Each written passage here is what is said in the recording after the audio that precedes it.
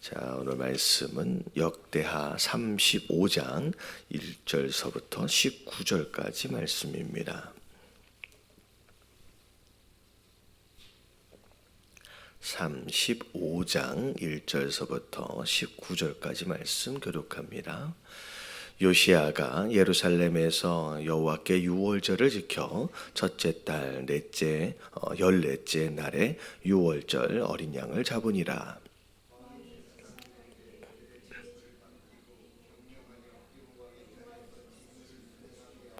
또 여호와 앞에 구별되어서 온 이스라엘을 가르치는 레위 사람에게 이르되 거룩한 궤를 이스라엘 왕 다윗의 아들 솔로몬이 건축한 전 가운데 두고 다시는 너희 어깨에 매지 말고 마땅히 너희 하나님 여호와와 그의 백성 이스라엘을 섬길 것이라.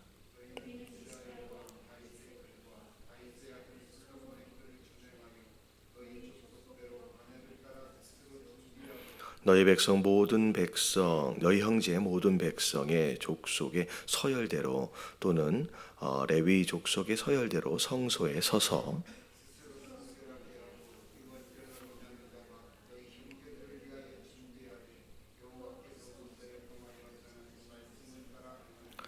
요시아가 이 모인 모든 일을 위하여 백성들에게 자기의 소유 양떼 중에서 어린 양과 어린 염소 3만 마리와 숫소 3천 마리를 내어 유월절 제물로 주매.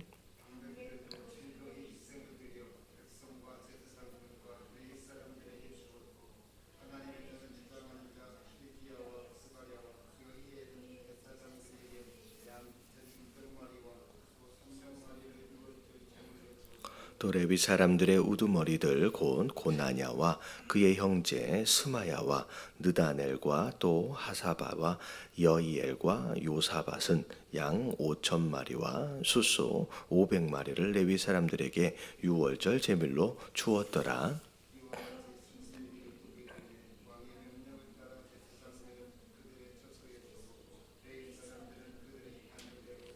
유월절 양을 잡으니 제사장들은 그들의 손에서 피를 받아 뿌리고 또 레위 사람들은 잡은 짐승의 가죽을 벗기고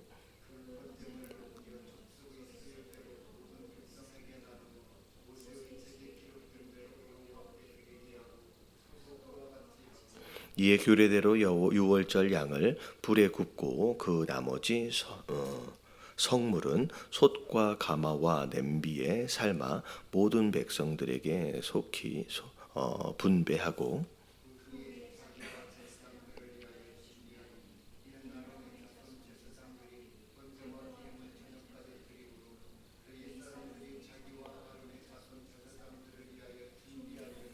아삽의 자손 노래하는 자들은 다윗과 아삽과 헤만과 왕의 선견자 여두둔이 명령한 대로 자기 처소에 있고 문지기 이들은 강분에 있고 그 직무에서 떠날 것이 없었으니 이는 그의 형제 레위 사람들이 그들을 위하여 준비하였음이더라.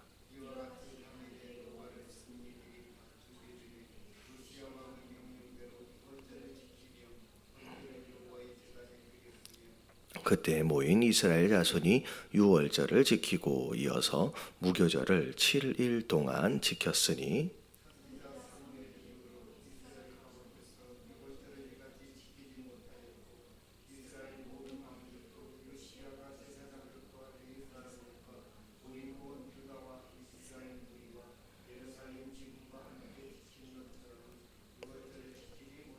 같이 봉독합니다.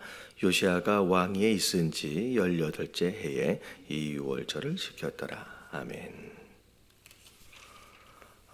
요시아가 왕이 되고 나서 예배의 회복을 위해서 나름대로 애를 쓰는 가운데 이제 오늘 말씀을 보니까 유월절을 다시 드리기 이제 시작합니다. 마지막 부분에 보니까 이게 이제 왕일인 지 18해다라고 하는 것이 나오죠. 그러면 이제 26살인데 성전 청소를 마무리한 나이가 26살이에요. 그러니까 성전 청소를 마무리하고 나자마자 바로 그 유월절을 그냥 지키기 시작했다라고 하는 것입니다. 이제 남유다의 여러 왕들을 우리가 쭉 살펴보고 있는 가운데 나름대로의 종교 개혁과 더불어서 하나님을 섬기려고 애를 썼던 왕들의 특징들 중에 하나가 뭐냐면 이제 예배를 회복하는 것, 특히나 그 예배와 더불어서 성전에 대한 수리, 그리고 유월절을 다시 드리기 시작했다라고 하는 것으로 종교 개혁이 시작이 되어집니다. 자, 물론 이제 첫 번째 단계에서는 우상을 이제 제거하는 일서부터 시작이 되겠죠. 그래서 사실 이런 과정들을 보면 거의 비슷해요. 히스기야 때도 그랬고 그 전에 왕의 때도 그랬고, 그래서 우상을 제거하고 그리고 하나님께 예배를 회복하는 가운데 결국 유월절까지 절기를 지키는 이런 모습들까지가 어찌 보면 하나님과의 관계를 회복함에 있어서 굉장히 중요한 과정들 가운데 하나다라고 생각을 하시면 좋을 것 같아요. 특별히 이 유월절 같은 경우에는 어떤 의미를 갖느냐? 6월절의 기원 자체가 구원에 대한 내용이에요. 구원. 이제 노예로 살고 있었던, 애굽에서 노예로 살고 있었던 이스라엘 백성들이 마지막 10번째 재앙을 이제 벗어나기 위해서 양을 잡도록 하셨던 그 순간, 그래서 6월 죽음의 사자가 그 양의 피를 보고 넘어가도록 그렇게 하셨던 그때의 그것을 기념해서 유월절이 계속 지켜졌거든요. 그래서 유월절을 지킨다라고 하는 것은 곧 뭘 의미하느냐? 하나님께서 나를 구원하셨던 그 구원의 순간을 다시 한번 기억하며 돌아가는 거예요. 우리가 성도 되어진 상황 가운데서 오랫동안 살다 보면 어떻게 보면 현재의 문제, 현재의 상황에 굉장히 이렇게 몰입되어져서 사는 경우들이 많이 있어요. 지금 내가 이제 풀어야 할 숙제, 지금 내가 넘어가야 할 문제들. 근데 종종 이런 것들을 이제 풀어나가는 과정들에 있어서 특별히 하나님과의 관계를 회복하는 데 굉장히 도움이 되는 게 뭐냐면, 처음 내가 하나님을 만났을 때 그때 구원의 은혜를 입었었던 그때의 그 감격과 그 순간으로 돌아가 보는 거예요. 그래서 유월절을 기념한다라고 하는 것은 우리가 원래 어떤 자들이었느냐, 원래 이스라엘은 뭐 하던 사람들이었어요? 애굽에서 노예로 살던 자들. 그러니까 우리가 다시 하나님과의 관계를 회복함에 있어서 내가 원래 어떤 사람이었느냐, 나는 세상 가운데 죄 가운데 빠져 영영 죽을 수밖에 없는 죄의 노예되어져서 그렇게 살아갈 수밖에 없었던 존재였다라고 하는 그 처음으로 돌아가서 그걸 기억할 줄 아는 거, 이게 어찌 보면 유월절을 기념하면서 어떻게 보면 영적 회복을 시도하는 이런 모습의 의미일 수 있다라는 것이죠. 그래서 유월절까지를 이제 지키게 되는 이런 상황들, 내가 어떻게 구원받았느냐라고 하는 처음 그 순간으로 우리가 돌아가 보며 그때의 그 감격과 그때 그 순간을 다시 한번 기억해낼 줄 아는, 이게 굉장히 중요한 거죠. 그리고 또 중요한 것은 뭐냐면, 유월절은 혼자 생각하고 혼자 기억함으로 그냥 혼자 있는 순간이 아니에요. 유월절은 반드시 함께 그 구원을 누리고 있는 자들이 뭐 하는 순간이냐면 함께 모이는 거예요. 그래서 영적 회복하면 굉장히 중요하게 어떻게 보면 개인적으로 하나님과의 관계성을 이야기하고는 있지만, 이제 보면 하나님과의 개인적인 관계를 넘어서서 하나님은 반드시 예배나 이 절기나 이런 것들을 통하여 하나님이 꼭 성도 되어진 자들을 함께 모이길 원하시는 거예요. 그게 예배고 그게 교회거든요. 그래서 나 혼자 열심히 찬양하고 기도하고 나 혼자 말씀 보고 나 혼자 예배 집에서 잘 드리면 되지, 그게 아니에요. 성경을 쭉 살펴보면 구약에도 그렇고 신약에도 그렇고 이 영적 회복과 기도와 예배와 절기는 항상 무엇을 통하여 일어나느냐? 그 같은 신앙과 같은 마음을 가진 자들이 같은 장소, 같은 시간에 모여지는 것으로 통하여 일어나는 거예요. 그래서 이게 모인다라고 하는 게 너무 중요한 거예요. 이제 오늘날 많은 사람들이 이제 삶에 많이 바빠 있는 가운데 이 모이는 것을 점점점 어려워하는 시대가 되어져 가거든요. 그러니까 마지막 때가 되어질수록 어떻게 하라 그랬어요? 모이기에 힘쓰라 그랬거든요. 그러니까 마지막 때에 이 모이는 것을 방해하는 그런 움직임들이 많아질 거라 그러는 거예요. 그러니까 오히려 거꾸로 뭐 이렇게 바쁜데 이런 뭐 이것 때문에 그런데 뭘 그렇게 굳이 모이려고 그래. 이런 분위기가 마지막 때가 되어질수록 더 많아진다는 거죠. 근데 하나님 뭐라고 말씀하시냐? 그렇게 모이기를 패하는 자와 같이 하지 말라. 오히려 모이는 게 힘을 써라. 그래서 6월절 결국 이제 마지막 이제 영적 회복을 위한 이 요시아의 시도가 이제 6월절이었다라고 하는 것은 주변에 있는 사람뿐만 아니라 이 유대에 있는 모든 사람들을 한 장소에 모아놓고 같이 한 마음을 가지고 하나님께 예배를 드리는 것으로 시도되었다라고 하는 거예요. 그래서 우리의 영적 회복은 극히 개인적일 수 있지만 여러분 이 신앙은 개인적이지 않아요. 우리가 함께 이루어간다는. 그래서 우리가 주기도문을 함께 봉독할 때도 하늘에 계신 누구의 아버지예요? 예, 우리의 아버지예요. 그래서 하나님은 어떻게 보면 개인적으로 개인의 믿음 너무 중요하지만 하나님은 공동체와 함께 그 신앙을 이제 보기를 원하시는 그런 모습들이 있다라는 거죠. 그래서 이제 요시아도 결국 우상을 제거하고 그리고 말씀 가운데로 돌아가는 가운데 결국은 6월절로 이제 백성들의 마음을 한 곳에 모아놓습니다. 자, 그런 가운데 이제 왕이 제사장들에게 격려하면서 명령하는데 이 명령하는 내용들 가운데 6월절을 잘 지키도록 하기 위하여 격려하는 내용들 가운데 좀 마음에 딱 걸리는 내용들이 어디에 있냐면 3절의 중간에 보면 거룩한 궤를 이스라엘 왕 다윗의 아들 솔로몬이 건축한 전 가운데 두고 뭐라고 나와 있어요? 그 다음에 다시는 너희 어깨에 매지 말고라고 나와 있어요. 그러니까 어깨에 매지 말라는 얘기는 이 언약궤는 반드시 레위 지파가 어깨에다가 메고 이동을 했잖아요. 그렇게 하는 것으로 정해져 있었잖아요. 그런데 다시는 어깨에 매지 말라라고 하는 이 표현, 다시는 이 표현이 어떻게 보면 거꾸로 얘기하면 지금까지 원래 하나님의 궤가 있어야 할 그 자리, 원래 그게 하나님의 궤가 있어야 제자리거든요.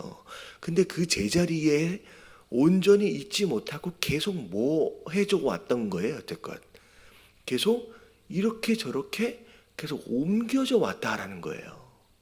그러니까 이 요시아가 이제는 다시는 어깨에 매지 말라. 이 얘기는 다시는 옮기지 말라. 원래 있어야 할 그 제자리에서 이제는 옮기지 말라라고 이야기하는 것은 그 전까지만 해도 계속 어떤 상황이 되면 옮겨왔다라고 하는 거죠. 근데 이 내용을 보면서 진짜 제대로 된 6월절이 드려지기 위해서 굉장히 중요한 개념들 가운데 하나가 뭐냐면 이 언약궤라고 하는 것은 하나님의 임재하심을 의미하는 거예요.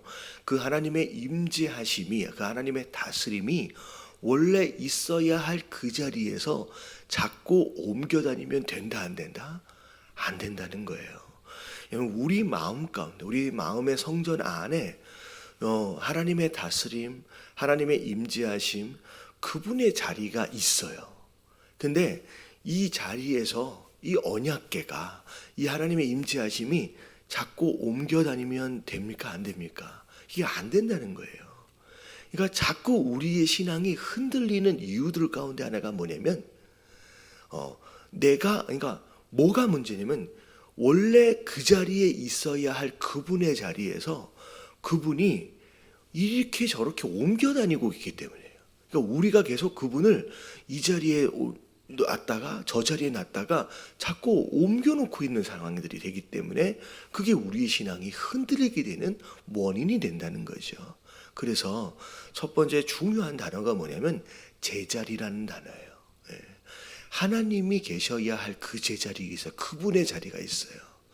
그분의 자리, 내 삶의 주인 되어진 그 자리에서 자꾸 이렇게 저렇게 옮겨 다니면 안 된다는 것이죠. 그래서 올해 우리의 삶을 좀 돌아보시는 가운데, 새해를 맞이하는 상황 가운데 하나님께서 계셔야 할 그 제자리, 자꾸 어깨다 메고서 이렇게 옮겨봤다 저렇게 옮겨봤다 하는 그런 삶이 아니라 원래 계셔야 할 그 자리에 그분이 언제나 계실 수 있도록 그분의 자리를 항상 뭐라 그럴까요? 딱 고정해 놓을 수 있는 저와 여러분들 되시길 주님의 이름으로 축원합니다. 이 자리가 자꾸 옮겨 다니면 그 옮겨 다니는 순간만큼 내 삶이 흔들리는 거예요. 그리고 그분의 자리가 딱 정해져서 그분의 자리가 마치 그 나무에 못을 박아 놓은 것처럼 딱 고정을 딱 시켜 놓게 되잖아요. 그때가 되어지면 내 자리도 옮겨 다니지 않아요. 그래서 하나님의 자리가 있고요. 그리고 내가 있어야 내 자리가 있어요. 그래서 하나님이 있어야 할 그분의 자리에 그분이 계속 머물러 계시면요. 그러면 그게 중심이 딱 바로 잡히는 것으로 인하여서 나도 내 자리를 잡고 나도 흔들리지 않는 거예요. 많은 신앙인들이 이 주님의 자리가 자꾸 흔들리는 것으로 말미암아 내 자리도 자꾸 흔들려요. 여러분 이게 굉장히 중요합니다. 인생은 어떤 삶이다라고 하면 뭐 나그네 길, 여기 잠깐 머물렀다 가는 거. 근데 이러면 나그네의 삶을 사는 것과 떠돌이의 삶을 사는 것과는 다른 개념이에요. 나그네라고 하는 것은 여기에 정을 붙이지 말라는 얘기예요. 진짜 우리가 가야 할 그곳이 있고 우리의 본향이 있다. 그러니까 그걸 바라보고 그것을 향하여 나아가는 삶. 그래서 여기에 미련 두지 말고 여기에 정 두지 말고 우리가 하나님 나라, 하늘 나라를 바라보라라고 하는 마음의 나그네 길이에요.